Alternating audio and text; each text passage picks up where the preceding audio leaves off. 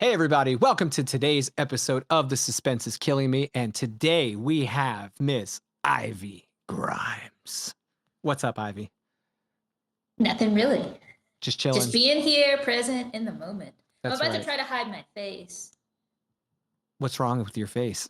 No, it'll be easier if I can't see myself talking to Oh, myself. I hear you. Okay. I just get it out of the way. There we go. Yeah.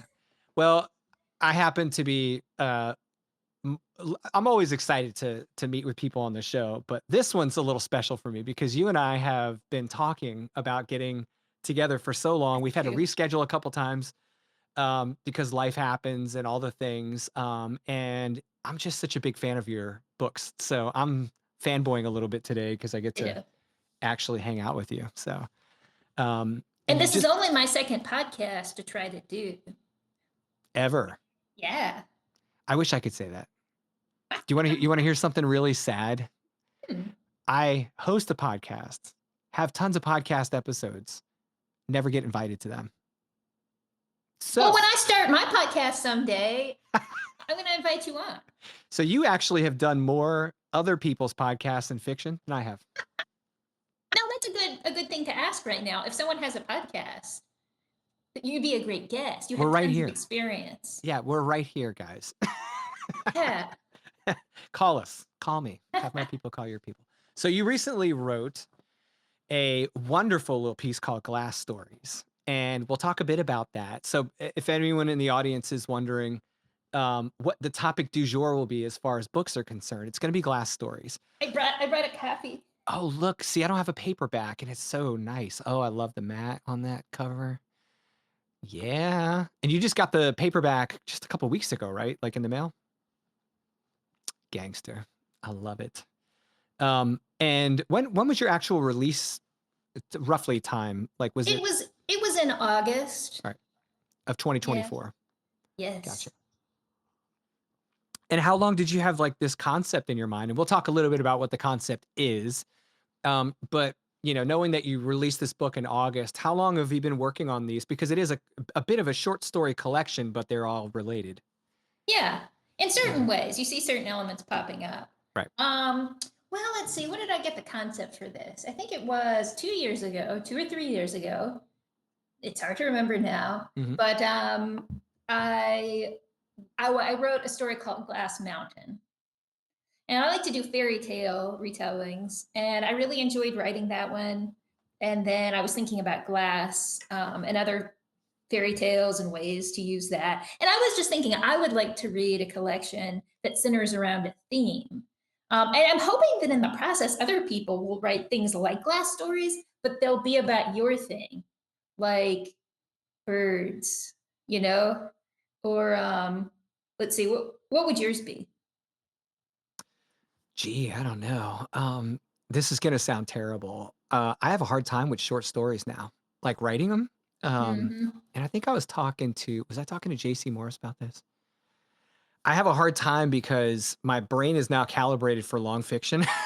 So I think in plot, like in scenes and like these long things. Yeah. And I used to write short fiction almost Hmm. exclusively when I was younger, and I've gotten away from it so much that I think I'd have to go back. Now, that's not answering your question. It's a bit of a diversion. So let me not divert. I think if I was going to write a short story collection, I think the natural tendency would be to lean toward a common theme in my writing, and that would probably be, as of right now, grief. Mm. I'm kind of one of those people that I'm not really like into the slasher type stuff. Although I'm entertained by it, it's not my thing because I want to feel the story in a way that's not just like a reaction to a depiction of gore or violence. I need to react to emotion. Like I have like emotional reactions. Um, Right, although, that makes sense in your yeah. work. Yeah. So like when I wrote the Whispering House books, my starting premise was what really scares me, and it was there's this whole thing of grief that's just really difficult to deal with, and it doesn't matter if you're comfortable talking about it or not. It is a Yeah.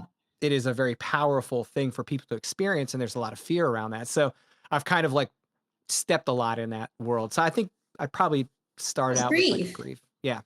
Yeah, I mean, I guess it's It's even if you haven't experienced a certain event, you can take your experiences with grief and apply them to other kinds of grief. Yeah, yeah.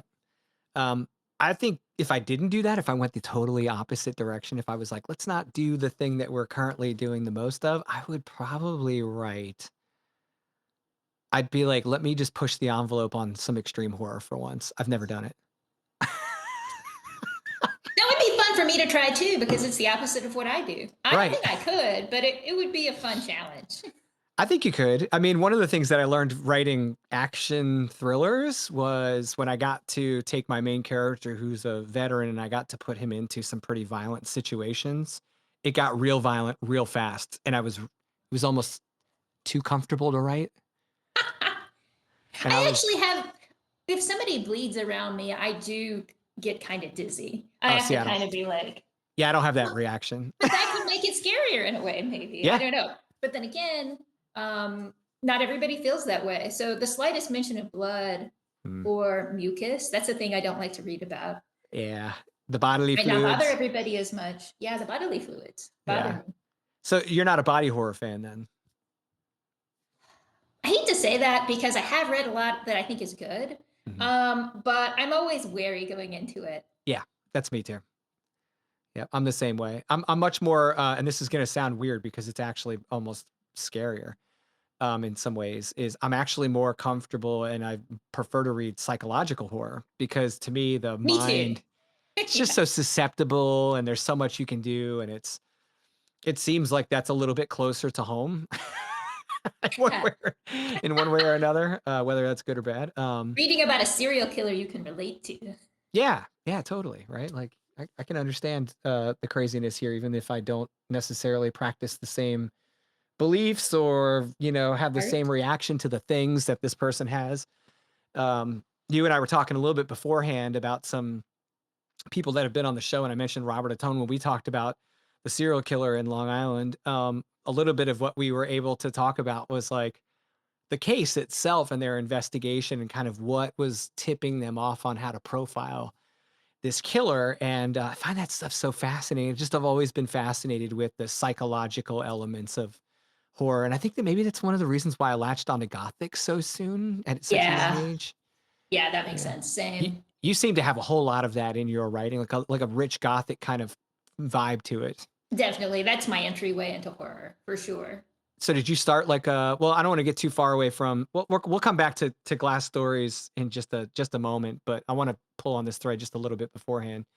So what did you like was your entrance into the horror space, was it more like the traditionalist kind of like Edgar Allan Poe or even like more commercial like Stephen King, or what did it look Yeah, like for you? I grew up in Birmingham, Alabama, in like a rural community of Birmingham, and it was very conservative, especially towards horror.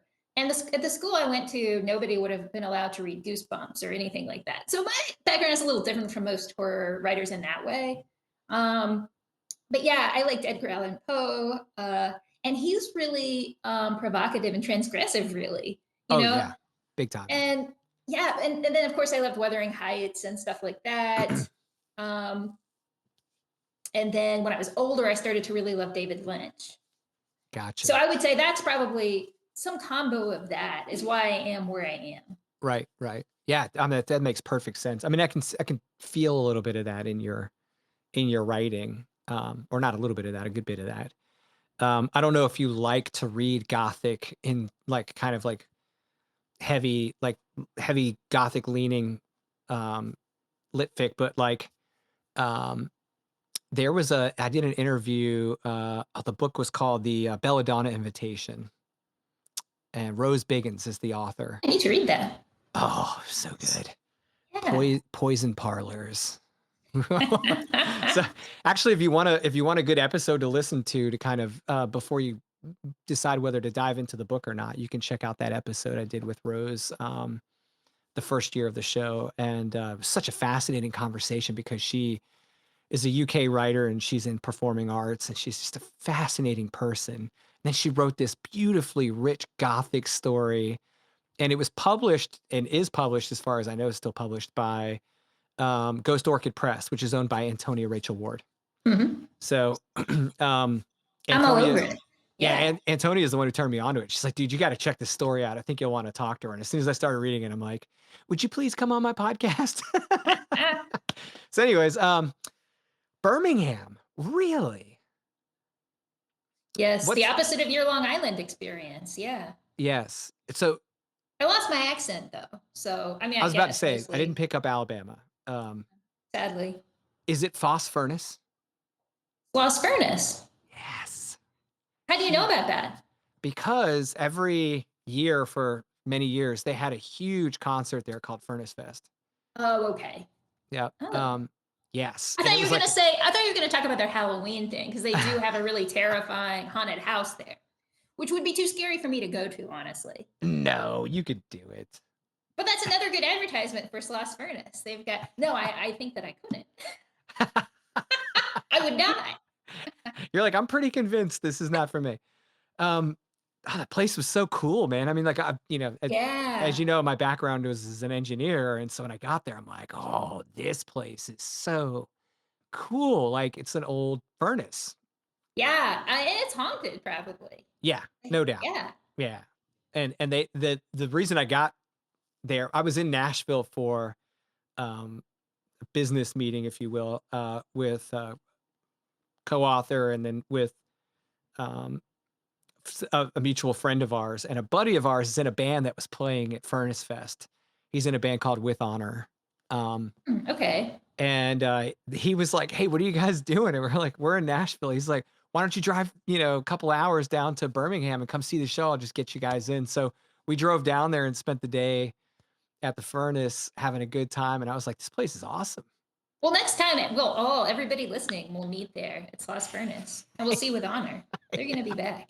Yeah, they're gonna be back. Although I don't know if they're gonna still do Furnace Fest. And it's kind of funny because it's just like this huge like cultural thing for the under like the hard edge or hardcore and straight edge kind of world. And then they've kind of Mhm. said, we're gonna sunset this thing. And then every year they make a ton of money and they go, well, we'll just do one more year. The kids still have straight edge or like are the kids Yeah. still straight edge? Yeah, and I wasn't straight edge, but a buddy of mine is. Oh, okay. And so that's kind of how he got into the whole thing is he's in this. Surprised it's still around. Yeah, and, like, I mean, With Honor was, like, one of the straight edge bands that kind of, like, got pretty, uh, pretty well known in that little niche world of music. I guess Alabama would be a place where you'd find a lot of those people who are fans. Yeah, yeah, Former straight edge.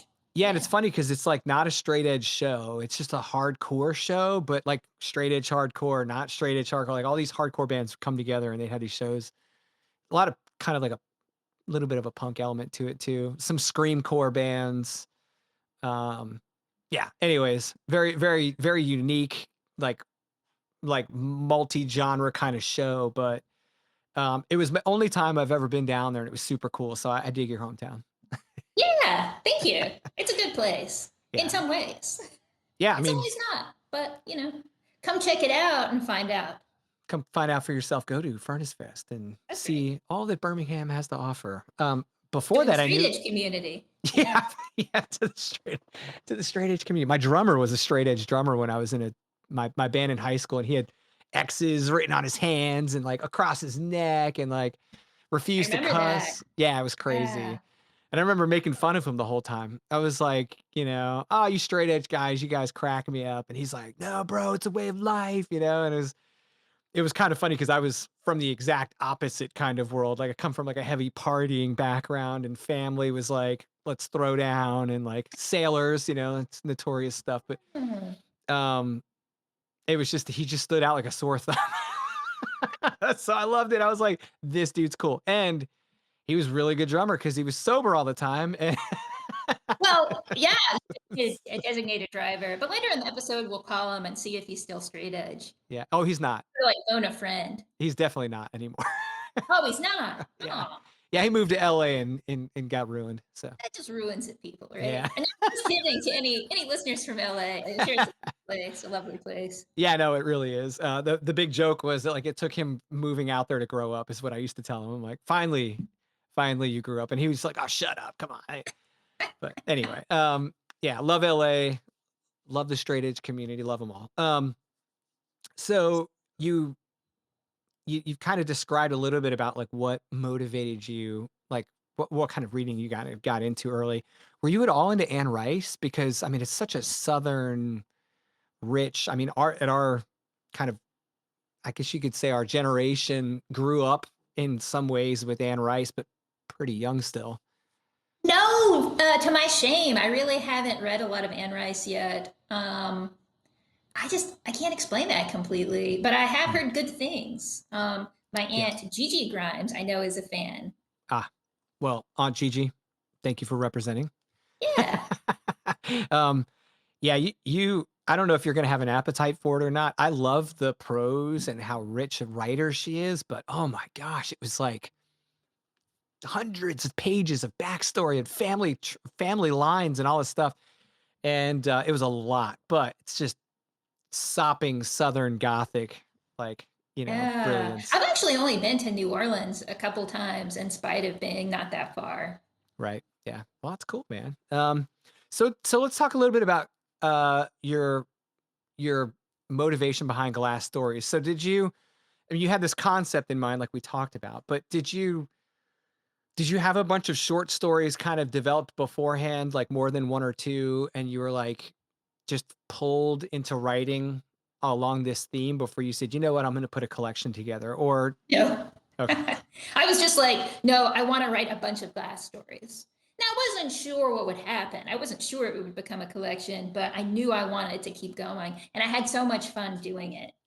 So I really recommend that method to, especially people who like to latch onto a theme, Ah, which I do. yeah, it's so good. I mean, the stories are so unique, and although they're centered on the theme of glass structure, glass elements, um, in so many different ways because, we go from like a glass statue to like a glass house to like, well, not in that order, but you get what I'm saying.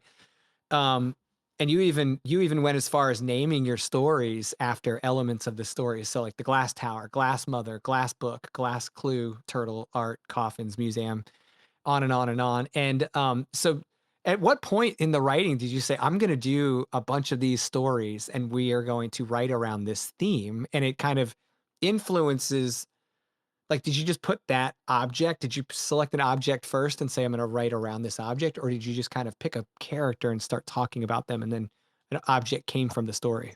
It's a good question, actually. It might have been different for each one. I think, like for Glass Book, I was thinking about Cinderella, for example, and there's a glass slipper in the French version of the story, but instead I gave her a glass book. Um, and yeah, sometimes like Glass Clue, that one it starts with it was a glass clue, right? And so I guess I saw a vision of a little glass blob first that was a clue, Hmm, and I just sort of went from there. So I guess it depends.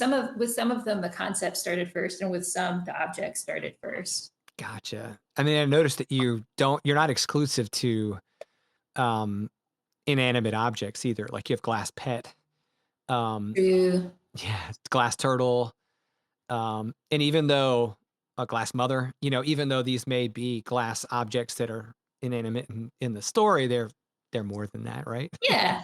So I love it. Is there any surprise? Well, don't ruin the surprise, but is there maybe are there any surprises that weave some of these stories, if not all of them, together besides the theme of glass? Is there like a resounding vibe to it? Mm. That's always hard to say for sure, but I think that you do have a connection with some fairy tale themes. Mm, Some take place in contemporary times. Some seem a little older. Some elements appear, like apples appear in a lot of the stories, and I sort of left that for people to make what they will of it. What's the connection to apples for you, though? Is there? I can't tell you that. It's your favorite food? Yeah, I wish. No, but the apple comes with a lot of baggage. Mm, It sort of comes with some of the associations of the Garden of Eden. gotcha. And there's a poison apple in Snow White too. And though I don't directly, well, no, I do at the end. So I do take that apple and make it glass at There one you go. point. Love it. And your And timing with they this. Go But I go just ahead. thought of one more Apple thing, which is that they Yeah. also represent kind of like wholesomeness, Yeah, it is a sort of bit of a life and comfort. wholesomeness. Yeah, Yeah. there's a comfort, especially with our, like, American culture built around, so much of this, especially, like, in the I mean, I don't know, I can't speak for people that live in the Deep South because 'cause I've never lived well, I did live there once. I lived in Charleston, South Carolina for 2 years, but Ooh, I was rarely there, and it was for 2 years. that's So nice. yeah, it's beautiful. We like to go back and visit because I get to actually see Charleston now, but when I was stationed there, I was on a ship that was in Central America the whole time, so we were never I was like, "Hey, how's Charleston?" Like, asking family. It's a beautiful, fancy place. Yeah. It is. You don't see a lot of apple trees, though. True. And up north, there are, a lot of apple orchards, and it's a Yeah, big part of the culture there, especially in the countryside. Yeah, that's true. Yeah, I'm in Augusta right now, and there's because before I'd been living in Virginia, and I really miss the fall. mm. We don't have fall yet, and I don't know if it's ever going to happen at this point. We have a lot of pine trees down there. True, I do love pine trees, and I love magnolias, Mm. so we have those. But yeah, I miss the foliage. Yeah, the pine just doesn't do the foliage thing.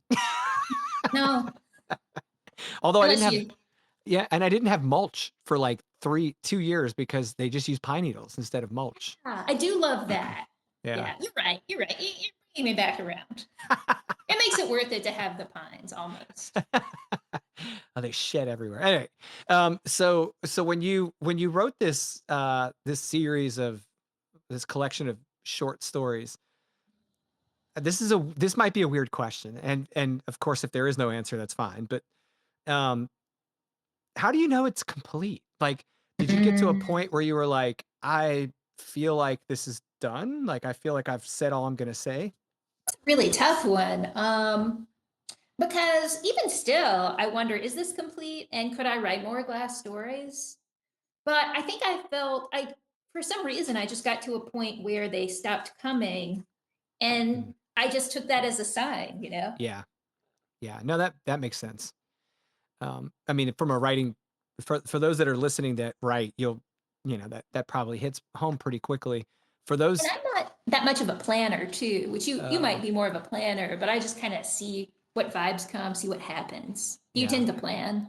I'm a plancer. I'm a mix Mm. of both. It depends on how fast I want to run. So if I want to write fast, and I can write really fast, or I can write really slow as far as like word count production, like Mhm. per day.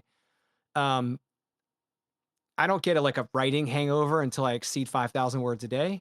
So if I hit 5,000 words a day, I'm gonna feel it the next day usually. Whoa, that's a lot. I don't do that on a regular basis, but I can. Yeah, Right? It's like good to know what your max bench is. that makes sense. It's like Well, that uh makes me want to try. I See usually if I can write do 5,000 a day. yeah, I Never usually thought. I'm a chapter a day guy. So my whole perspective when writing is around a chapter or a scene. So if it takes 1,000 words to do it, great. If it takes 2,500 words to do it, great. That scene has to be done today. I have to write a scene a day. So, with that being said, if I know enough detail about my scene, it makes it easier to write it, but I refuse to detail my plotting so much that my writing is restricted because Right. so much I feel of the flavor of a story comes through when the characters start talking to each other and when you start visualizing the scene in the moment of writing, things start to happen and Right. And sometimes they make a different decision than you might have oh, thought initially before you abs got to know them. yeah, Yeah. absolutely. So I'll do like a gradual decomposition of my plot. I'll start with a high level of the acts. Like I need this to happen by this point, this to happen by this point, and this to happen at the end. And then what I'll do is I'll take each of those um, and I'll say, okay, well, what happens between these two things? How much time passes? Where are we? And what do I want to happen to the characters? Do I need a build up and a drop? Do I need just a gradual build up? Do I just stay steady? Like, what do I want it to feel like? There has to be some polarity, some Mhm. positive and negative to every chapter. So Mm. I'll get down to plotting to that level, like what's good and what's bad about this situation. What plot major plot themes am I pulling the hardest on? I try to be aware of that in every chapter. Yeah. So in that case, yes, very much plotting, but and planning. But um when it comes to like the book and the series, I do have a set chapter count I'm trying to hit, a set word count I try to aim for, but I don't let it be the guiding count. Like, so when I wrote Bless the Mother, I went into it fully expecting a 65,000 word book. Which I just read and really enjoyed. Did you I really? did, yes. Oh God, you found my errors. I've already found like a handful of mistakes I'm gonna And fix. I am not someone who notices Okay. errors. I've got a reader who's like one of my, biggest, I hate to say this out loud. It just sounds so narcissistic, but she's like one of my most avid readers. She's like, I'm your biggest fan. And she's a friend of mine and I love her to death. But she's like, hey, how comfortable are you with me providing you feedback? I'm like, very.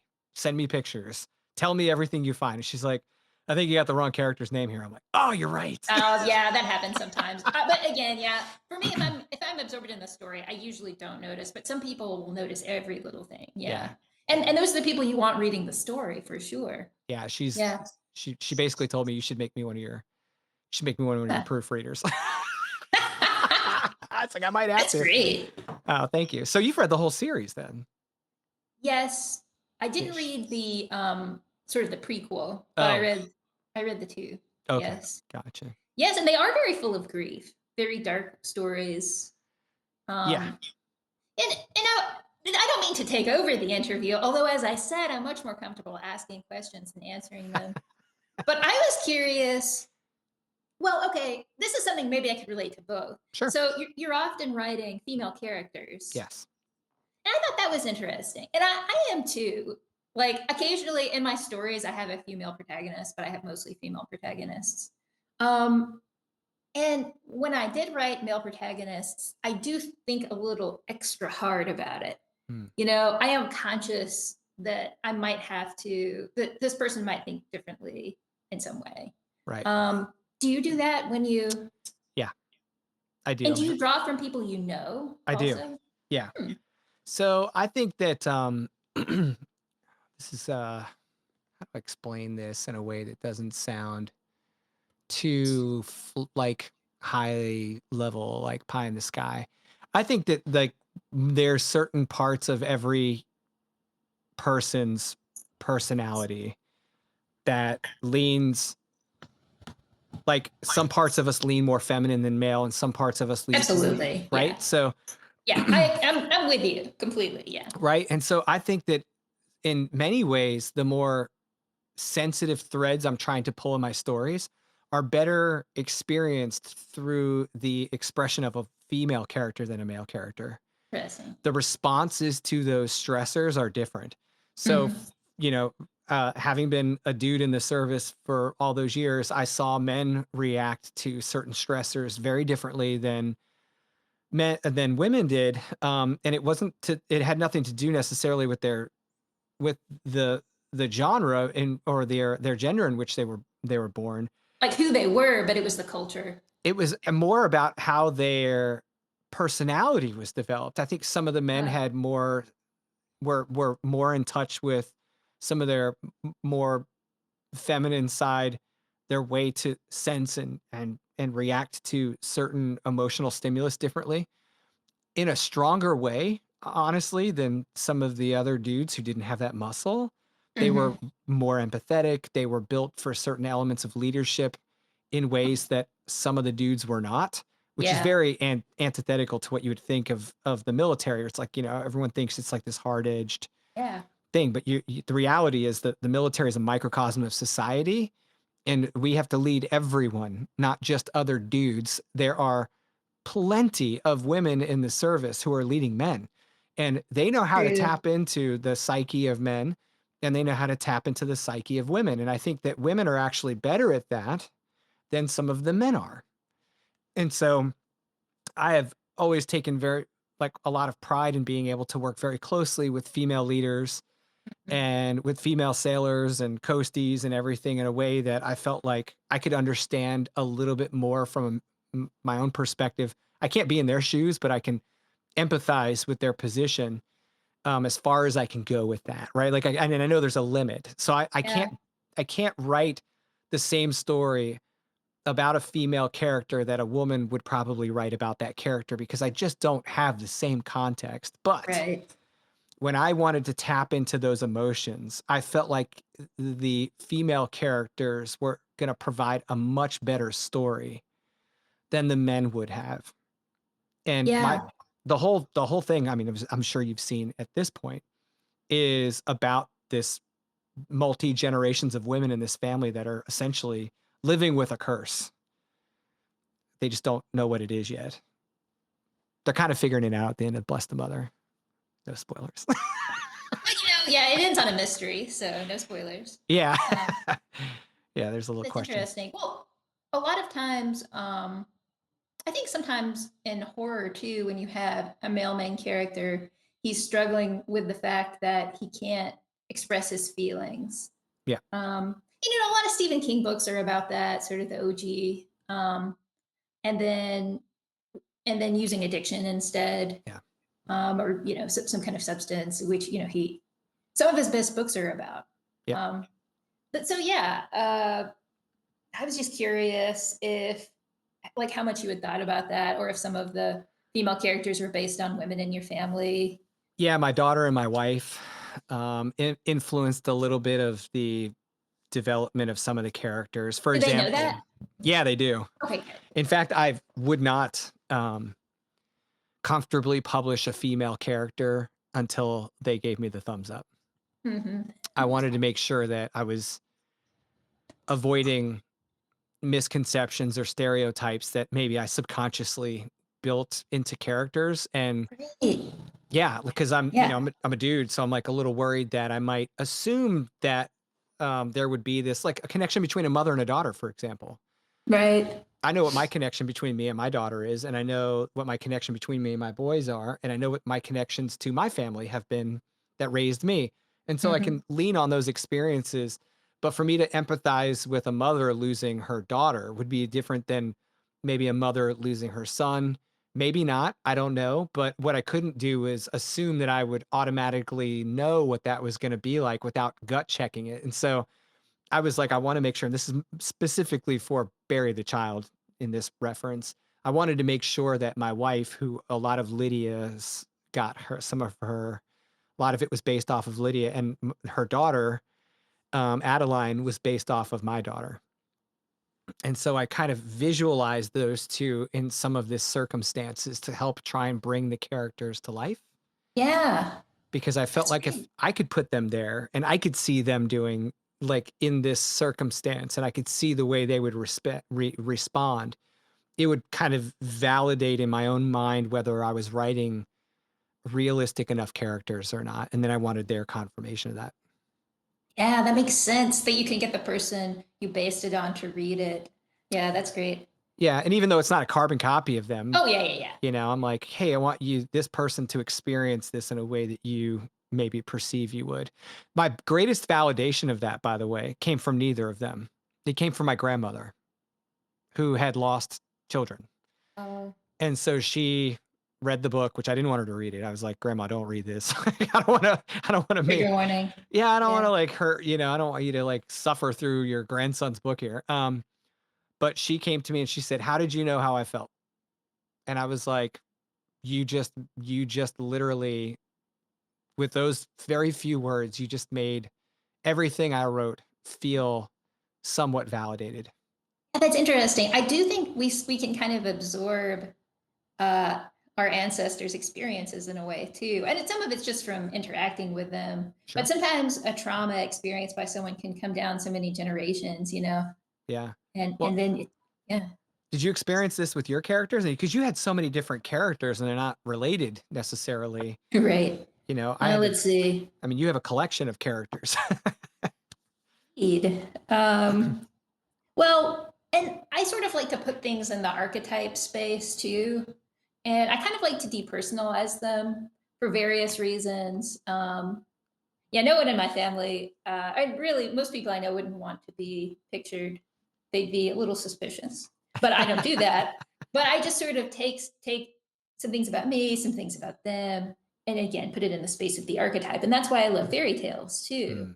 Mm. With Cinderella, you have the archetype of somebody who is sort of being persecuted and oppressed. They're Mm, the one person, in their surroundings who are experiencing that. Um, and let's see, that's you can amazing. edit out the silence. This is Oh, much no, more I'm good with important. it. I'm just considering your point about archetypes while you're looking at that. And and I will say the story Glass Cabbage was based on a story that my grandfather would tell. It's kind of a variation of the Who Stole My Golden Arm story. But it was a scary story he would tell, and it really scared me about a man and a woman who are starving. And the man goes out to hunt, and the woman finds a big toe in a cabbage. She happens to find a cabbage, even though she's been searching for food for a long time. Is this Um, Aesop's fable? See, no, and I tried to find the origin of the story because it definitely sounds like a story that was passed on. Hmm, And I found that it was in, I can't remember the collection of stories, but a version of it was in maybe like Scary Stories You Tell in the Dark or that's what it something. was. Yeah. So like he had gotten it from some common source. I think it's maybe originates in the Southeast, Sure. that something he had heard as a kid. Uh, so in a way, and this story to me also makes me think of like the Garden of Eden. Hmm, And it made me think about original sin. And so anyway, is this a spoiler? I don't know, but the woman ends up cooking and eating the cabbage and the big toe instead of sharing it with her husband. hmm. She's starving. And then she experiences kind of the cosmic results of that. So Gotcha. I don't know if that answers, but I feel like that story probably stuck with him for a lot of reasons, in part because of the religious implications, which are always really important Sure. in my family, and I think in the South in general. Some of the stories we grew up with. It's such a big Was part of the culture down there. Yeah, and I never know for other people if it is. I assume where you're from, it maybe isn't a different way, Yeah, but just different. Yep. Yeah. It's there, but it's yeah, different. It's, having like a Catholic, although my right. family's very unorthodox upbringing, not like unorthodox as far as religion, but just unorthodox period. Like we didn't go to church. We didn't do those things. My mom was like, "You're free, man. Make up your own mind when you get older." And it was kind of, she was like not a hippie, but of that time Uh, period. And so she was a free thinker and she was like, you'll know what's right for you when you find it. and yet it's part of the culture, and Yes. I can kind of see it in your book too. Some of those, you know, maybe some elements of Catholicism. Yep. So yeah, Absolutely. things affect you without you realizing it sometimes. Absolutely. Yeah. Yep. I'm with you 100%. I think that um, your use of archetypes uh, is such a great way to like start the platform for a character. Um, when you do that, do you feel pressured to meet the stereotype of that archetype? I mean, like, I don't know if I could say that. Can I say stereotype of an archetype? Sure, I like it.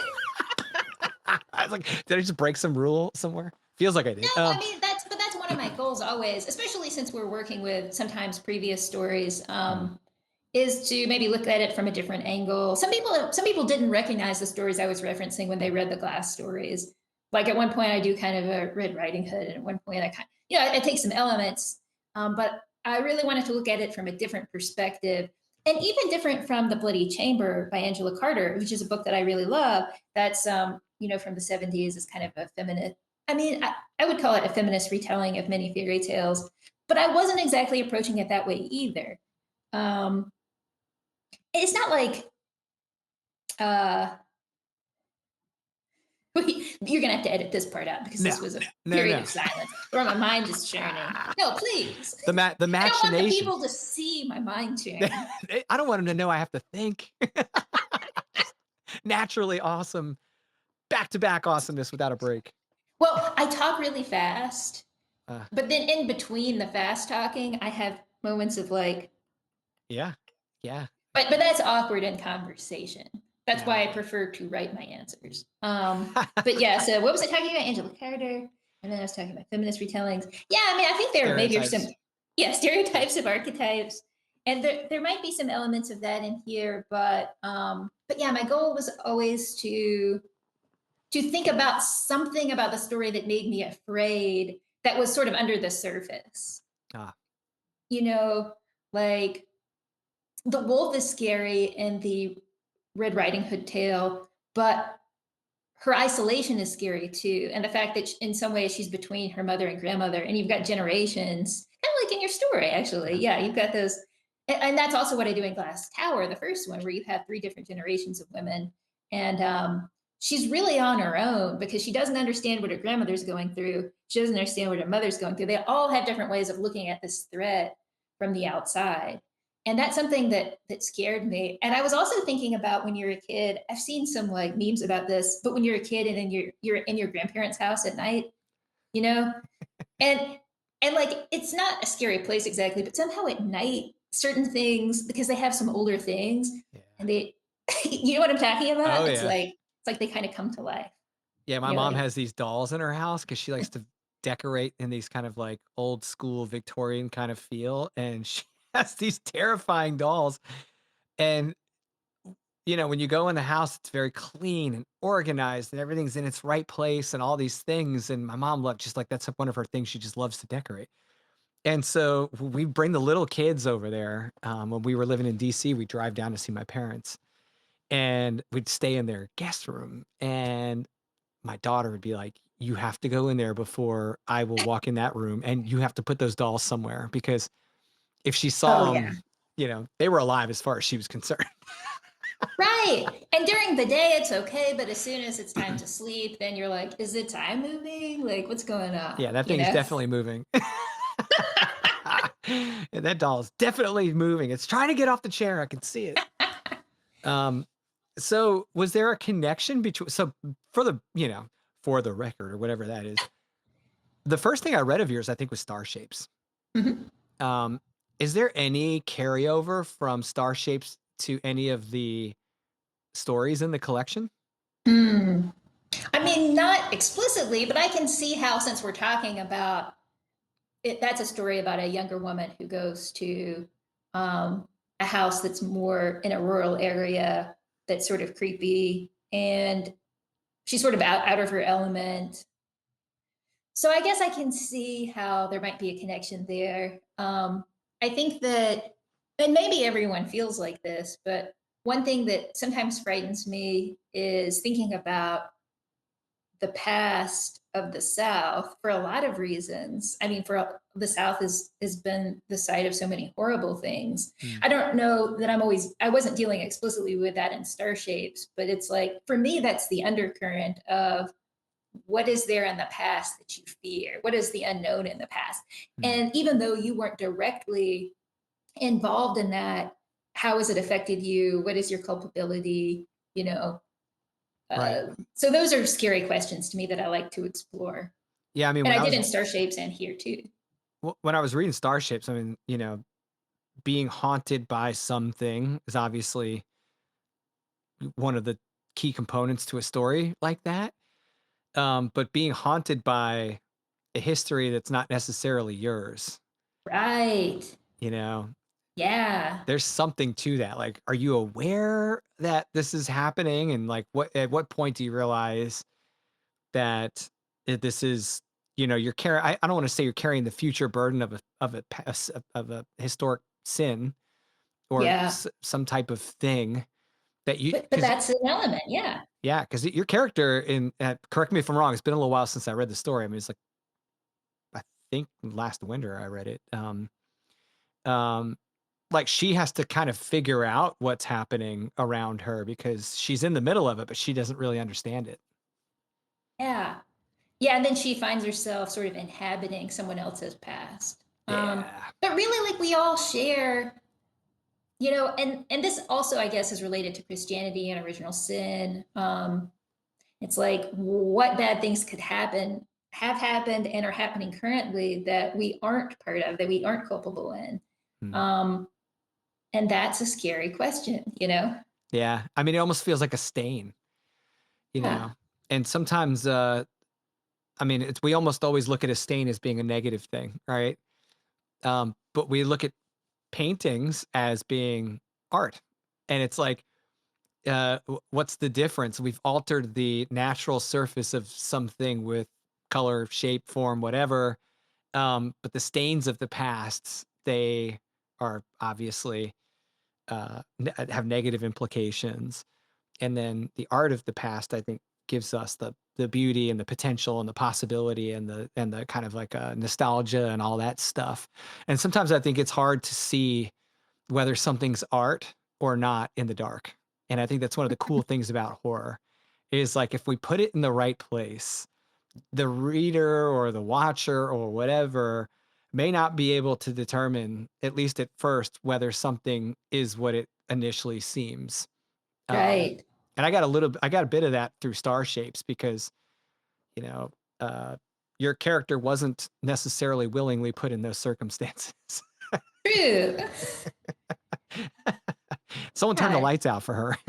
It's like yeah, we're all kind of thrown into the world and we don't have a choice. But I agree with you. And I think that the most dangerous thing is not to acknowledge a stain or to try to cover it up. Hmm, And I can see how horror sometimes involves confronting really difficult things. And in the process, they become, by the end, actually less overwhelming, hmm, more like something that you can confront and manage in some way.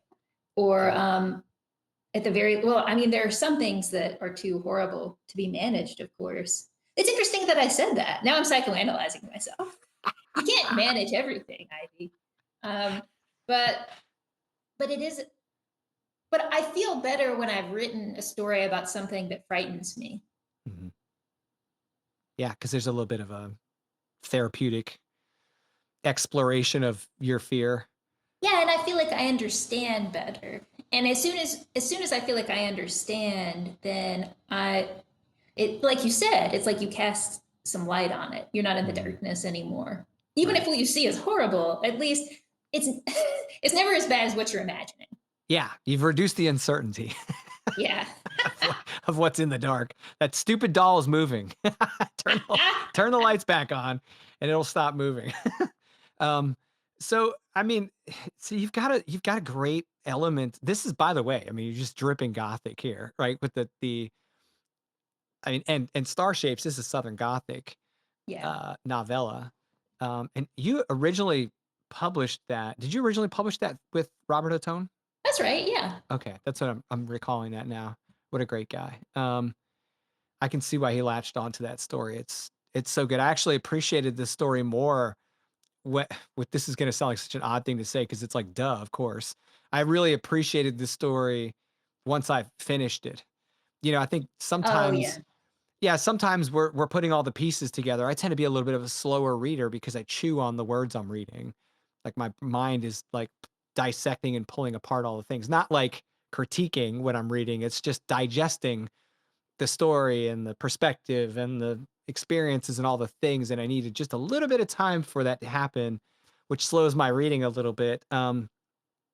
But in it was funny because with Star Shapes, I think through the first act, I felt like I was reading less of an introspective piece than in the second and third acts of the story.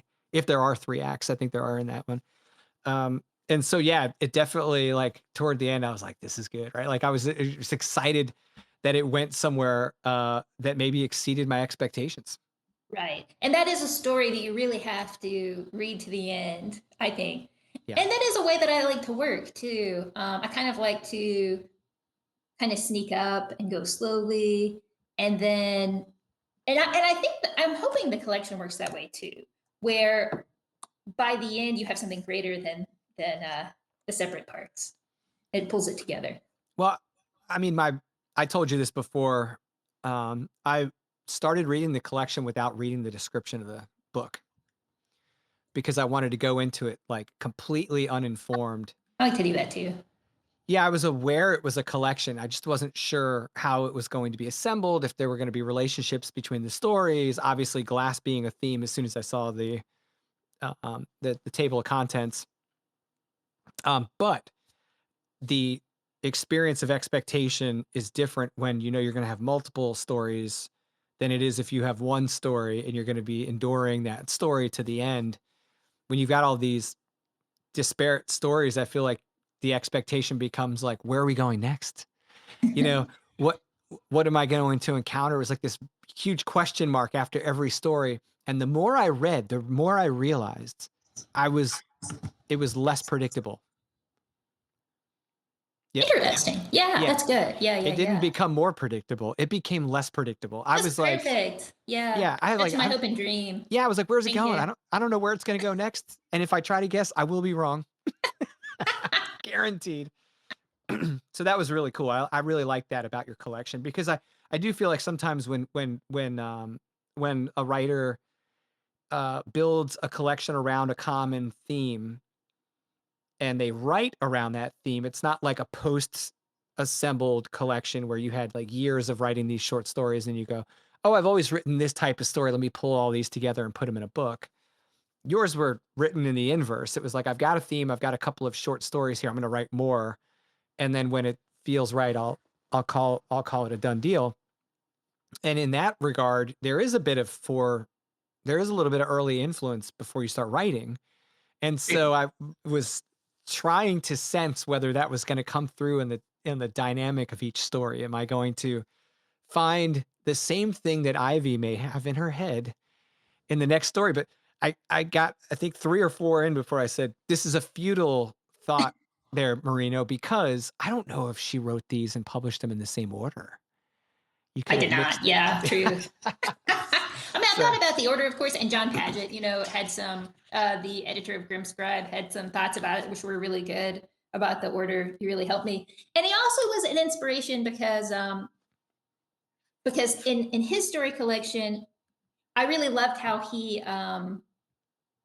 had recurring elements. I particularly mm, loved that he had this Daddy Longlegs theme that mm, kept coming up, and it meant something different in each story. And so I like that idea. And I was able, because I came up with the idea to begin with. Then I was able to also be like, okay, well, what are some things that could come back and back? nice. Um, so this has been out a couple of months now. Um, Being that it's a collection and you were writing it leading up to its release, well, to up to its publication process, did you um, did you find that there was a motivation to continue writing on this theme afterward, or did you? Because I know you had said you felt like it was done and you could wrap that. Did you need like a cleanse after that where you're like, I'm gonna go write something completely different? Or were you like, I've now inspired by what I've just created, I want to go do this other thing? Well, I do find glass sometimes coming back into things where I don't Mhm. intend it to be in other projects. So I guess in that sense, hopefully it'll be with me like a rash for the rest of my life. You know, It's Let me and also pause and say that John Paget's book is The Secret of Ventriloquism. I knew that, but I always get titles wrong. And I've even gotten the title of my book wrong, but I just wanted to get it exactly right. So I had to Google it. The Secret perfect. of Ventriloquism. I confuse my own all the time. I'm like, oh, it was in this one. And then my wife will be like, no, you're wrong, dude. It was, and I'm like, didn't I say that? She's like, no, you said bury the child. You meant bless the mother or whatever. Oh, So she knows it all. That's great. yeah, I think she just likes to catch me slipping too. We've been together a long time. It's like 22, 23 years. She's take every opportunity she can to be like, So you're is she wrong. from, she's also from Long Island? No, she's actually from just outside of Richmond. Oh, Yeah, okay. so she's from Chesterfield, Virginia, which is a suburb south of Richmond, close to where Clay McLeod Chapman's from. I love Richmond. Yeah, Yeah, it's it's a a cool great town. place. We live My friend Harry David, shout out to Harry David, is from Richmond. Harry We should David. all get together there after we go to Sloss Fest. Let's do it. Yeah. Come on, man. I'm only 35 minutes down the road. That'd be perfect. Okay, so quick question for you about your back catalog. As we kind of get close to the wrap here, I want to make sure that people are aware of all of the wonderful Grime Times stuff. Tell me about Grime Times. What is Grime Times? Was sort of a chapbook I did with Matthew Stott of Tales from Between. He's really great. I had published some things in his magazine, and So I put together five or so stories, maybe six or seven. I can't remember now. Some of them were very short. Um, and it had Miss Dynamo, which is a story that I, is still a favorite of mine about a animatronic elephant. Oh. And so yeah, it's just a chapbook of short stories, Oh, okay, cool. I and it's was available for free on BookFunnel. say what? Through your That's website, right. right? Yes, I think so. Which is ivy.com. IV.com. That's right. You I've can't got it. forget it. Yeah, where like what you're brilliant. Just let's get that out of the way. Um, I was when I saw your website URL, I was like, okay, I've got to ask her where what Well, struck I her. originally was going to have ivyivy.com, but it was taken by another Ivy. You should visit her website, though. She does something maybe with art. It's something cool. But then I needed an extra Ivy, so I had ivy.com. And I always like to see it. It makes me smile when I see it. It's awesome. People aren't going to forget it. So I think that's one of the brilliant marketing strategies you've got going for you. Is that just the URL for your website's awesome. If you guys want to find out more information, go check out ivy.com. And is there a particular place you like for people to interact with you or find out more about what's going on with you outside of the website, like any social media channel of preference or any of that? Well, I'm still on Twitter X, which not everybody likes anymore. Not everyone's on it, but I am there at Ivy Gry. You can find me there and start up a conversation. You know, Mm, talk yes, about apples or that's glass. right. What apples make you think about? That's what I want to know. Yeah, we could let's talk about the Southern Gothic apple glass structures. It's gonna be awesome. And do you have any uh events coming up anytime soon or any launches or anything you wanted to mention? Oh no, no, no! You just got to be No, along for the ride. that's You know, this slow right. ride. You never know where it's going to stop. Well, it might be a slow ride, but it is uniquely yours, and it is beautiful, and I enjoy the mystery of your collection and the And I many did of yours turns. as well. Well, And thank you'll have you. to come onto my Substack and answer some questions. I'm putting you on the spot. Oh, I would love to. Thank you. Are you Okay, kidding cool. me? I'm There's never not sure if people want to, so I don't want to burden people. oh, But for I the don't know if I'll homework. be an entertaining read. I'm the worst with reviews. So Oh, I have a hard time with reviews. yeah, I mean, I could write a novel. Like, you're like, "Go sit down and write a novella." Like, "You got 2 weeks." I'm like, "Okay, I'll get it done." Like, I mean, I know it's gonna be hard, I know it's gonna be a lot of work, but we can do it.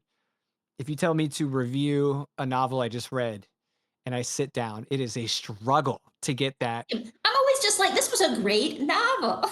And it's just like, I try to pull elements out that I think the casual reader yeah, may not may have missed. necessarily initially see Without something. spoiling it though, which is hard. Yes, exactly. Although I would say one of my favorite books I reviewed is All Too Soon from Brian Bowyer, which we had talked about. Yeah.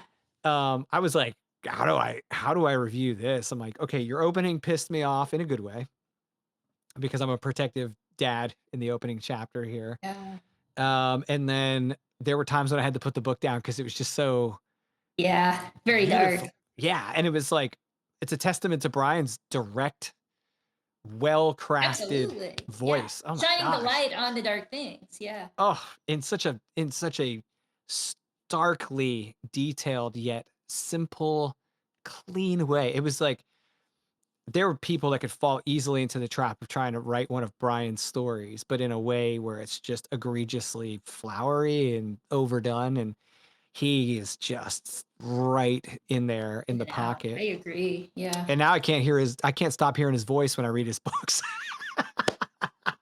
So Hey, you we should do an audiobook. That's a good idea. oh, he really should, because Brian's got such a unique And voice. he still has his accent, which is great. He does. We both have to work on getting our different accents back. But maybe by the next podcast, that's what we'll do. Yeah, maybe, we'll be accent heavy by then. All right. Well, Ivy, thank you so much for taking like the time out of your life to reschedule this. And I think maybe twice, like Yeah, because of the And hurricane. No, thank you. Thank you very yeah, much for having me on for my second podcast, and I'm a newbie, and for teaching me the way. and I can't wait to get to Substack. Oh yeah. We'll do that. So you guys go out and get a copy of Glass Stories from Ivy Grimes, published by what was the press? Grimscribe Press. The Grim great Scribe. John Paget. Yes. That's right, by Grim Scribe Press. It is a well-crafted collection of many semi-transparent yet deeply involved and not shallow things. You could read any one of these stories, and I will say this with high levels of confidence now, experiencing this several times in the reading. You could read any one of these stories, stop, and spend just as much time as you spent reading thinking about what you just read, and Very kind. it will unfold more. Thank you. Yeah, it is that kind of read. So I That's think my if hope and you dream. yeah, I mean, the first one I was like, I'm gonna have to read this again because I'm not sure I read it the right way the first time. Like I didn't pace myself or think at the right level or whatever. Which is a testament to your craftsmanship. So good job. Thank you. Thank Thank you. you. And we will catch you guys on the next episode. Go check out Ivy's website, connect with her on X/Twitter, Bye, everybody. and we'll see you around. See you around.